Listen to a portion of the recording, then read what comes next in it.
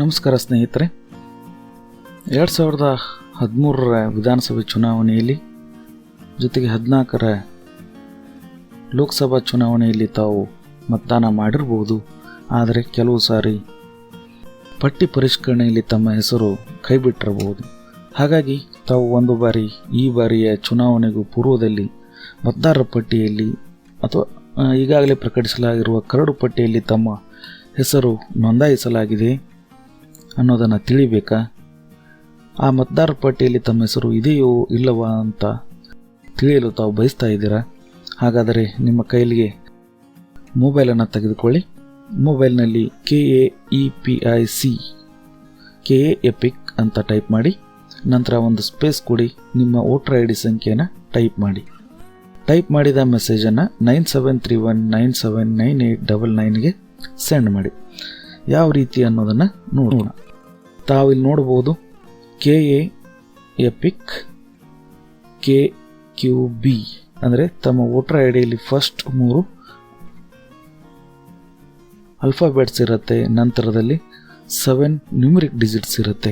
ಇದನ್ನು ಒಂದು ಬಾರಿ ಚೆಕ್ ಮಾಡ್ಕೊಂಡ್ಬಿಟ್ಟು ಈಗಾಗಲೇ ಹೇಳಿದಂಥ ನಂಬರ್ಗೆ ಸೆಂಡ್ ಮಾಡಿ. ತಾವಿಲ್ಲಿ ಎಕ್ಸಾಂಪಲ್ ನೋಡ್ತಾ ಇದ್ದೀರಾ, ನಾ ಮಾಡಿದಂಥ ಮೆಸೇಜು ಡೆಲಿವರ್ಡ್ ಆಗಿದೆ.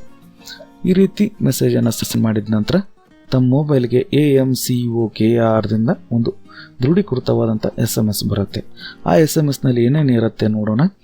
Assembly constitution number and name ಇದೆ, 71 ಧಾರವಾಡ. ಪಾರ್ಟ್ ನಂಬರ್ ಇದೆ, ಯಾವ ಪಾರ್ಟ್ನಲ್ಲಿ ತಮ್ಮ ಹೆಸರು ಇದೆ ಅನ್ನೋದನ್ನು ತೋರಿಸ್ತಾ ಇದೆ.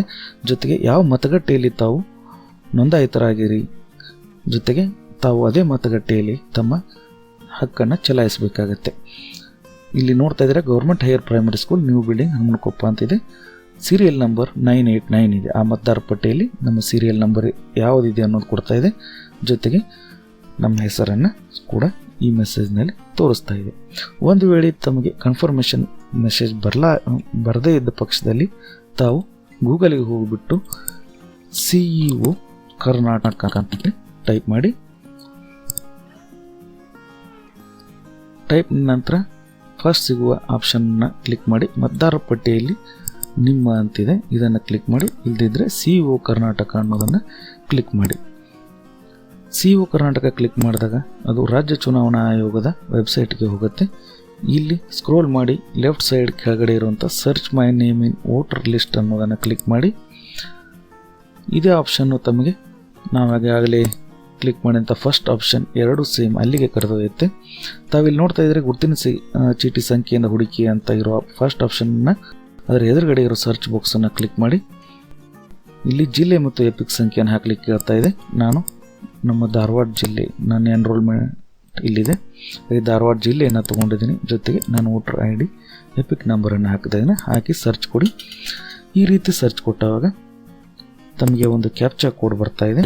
A7JUX ಟೈಪ್ ಮಾಡಿ ವ್ಯೂ ಡೀಟೇಲ್ಸ್ ಅಂತ ಕೊಡಿ.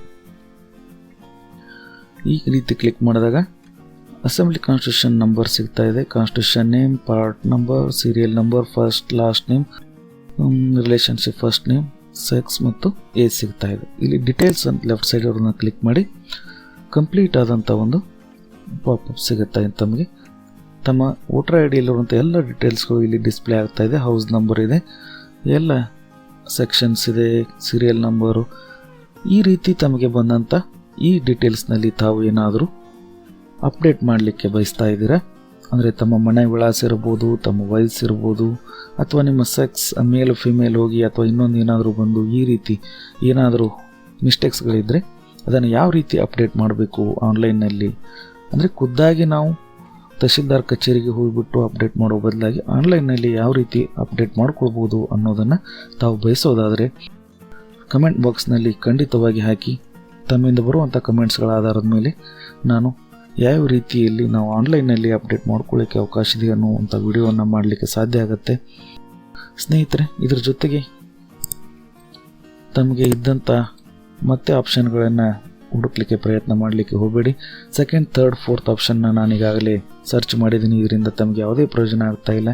ಸೆಕೆಂಡ್ ಆಪ್ಷನ್ನಲ್ಲಿ ಹೆಸರು ಮತ್ತು ಇತರ ವಿವರಗಳಿಂದ ಹುಡುಕಿ ಅಂತಿದ್ದಲ್ಲಿ ನಾವು ಡೀಟೇಲ್ಸನ್ನು ಹಾಕಿದರೂ ಕೂಡ ಯಾವುದೇ ಅದು ಎರರ್ ಜೊತೆಗೆ ಮಿಸ್ ಮ್ಯಾಚ್ ಅಂತ ಬರ್ತಾ ಇದೆ.